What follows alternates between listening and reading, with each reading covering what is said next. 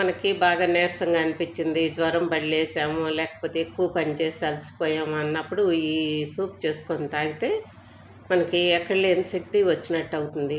తాగిన వెంటనే తెలిసిపోతుంది మనకి ఎంత ఎనర్జీ వచ్చిందనేది బాడీలో. చాలా చాలా మ్యాజిక్ లాగా అనిపిస్తుంది అనమాట. ఈ అందుకని నేను ఈ సూప్ని ఎక్కువగానే చేస్తుంటాను. ఇదివరకు వట్టిగా టమాటా రసం పెట్టేదాన్ని, కానీ ఇప్పుడు మాత్రం నాకు ఈ సూపు తాగడం వల్ల వచ్చే మార్పుకి నాకు అందరికీ చెప్పాలనిపించి వీడియో చేస్తున్నాను. మీరు కూడా ఇది తప్పకుండా చేసుకోండి. చాలా టేస్టీగా ఉంటుంది, ఎనర్జీ వస్తుంది. దీనికోసం నేను ఏమేమి చేశాను అనేది మీకు ఇప్పుడు చూపిస్తాను. కొద్దిగా చింతపండు కుక్కర్లో వేసాను, దాంతోపాటు ఒక గుప్పెడు కొత్తిమీర, దీన్ని కూడా తుంపేసి దాంట్లో వేసేసాను. పుదీనా కూడా వేసుకోవచ్చు వేసుకుంటే. ఇప్పుడు దీంట్లో పెద్ద టమాటాని, అంటే మేము ఇద్దరమే ఉంటాం కనుక మాకు సరిపోను ఒక రోజుకి అన్నట్టు పెట్టుకుంటాను. ఇట్లా 2 గుప్పిళ్ళు గోరుచిక్కుళ్ళు. ఈ గోరుచిక్కుళ్ళు చాలా మంచిది గుండె జబ్బులకి. వీటి నుండి మందు తయారు చేస్తున్నారంట. ఫైబర్ ఎక్కువ ఉంటుంది. బాడీ వెయిట్ తగ్గటానికి కానీ, జీర్ణశక్తి పెరగటానికి కానీ, మోకాళ్ళల్లో గుజ్జు తయారవటానికి కానీ, నరాల బలహీనత తగ్గటానికి కానీ గోరుచిక్కుడు చాలా బాగా పనిచేస్తుంది. ఇది నేను అనుభవపూర్వకంగా ఇది తిన్న వెంటనే నేను అబ్జర్వ్ చేసుకున్నప్పుడు తెలిసింది. ఇంకా దీంట్లో కొంచెం ఉప్పు, కొద్దిగా ఈ రసం పొడి, అంటే మిరియాలు, ధనియాలు, జీలకర్ర, మెంతులు అన్నీ వేయించి కొట్టుకున్న పొడి అనమాట. ఇవన్నీ వేసి ఒక కుక్కర్ వెయిట్ పెట్టేసి 2 విజిల్స్ రానిచ్చి 2-3 విజిల్స్ వచ్చాక మనకి మెత్తగా ఉడికిపోయిన వాసన తెలుస్తుంది కదా, అప్పుడు కట్టేసుకొని ఇట్లా గరిటతో మెత్తగా నలిపేస్తే అది బాగా ఉడికిందో లేదో తెలుస్తుంది.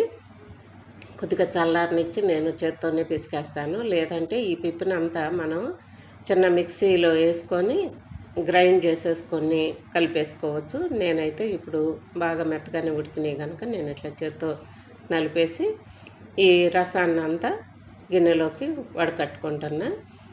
కొంచెం మరీ ఫిల్టర్ చేస్తే పల్చగా వస్తాయి. మనం కొంచెం అందులో ఉండే ఫైబర్ కూడా జారటం మంచిది. మనం తాగేటప్పుడు ఏమి ఇబ్బంది ఉండదు.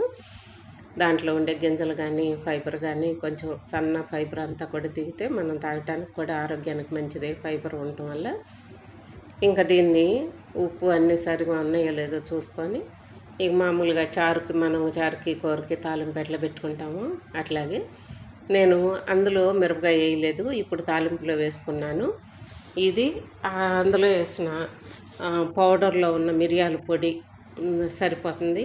ఇక తాలింపు వేగిన తర్వాత ఈ వడకట్టుకున్న రసం మొత్తాన్ని దాంట్లో వేసేసి కొద్దిగా పసుపు, మళ్ళీ ఉప్పు చూసుకొని మనం కొద్దిగా ఉప్పు కూడా కలుపుకోవచ్చు కావాలనుకుంటే, లేదంటే సరిపోయిందంటే ఊరుకుందాము. నాకైతే తక్కువ అయినట్లు అనిపించింది, అందుకని కొంచెం ఉప్పు కలిపాను.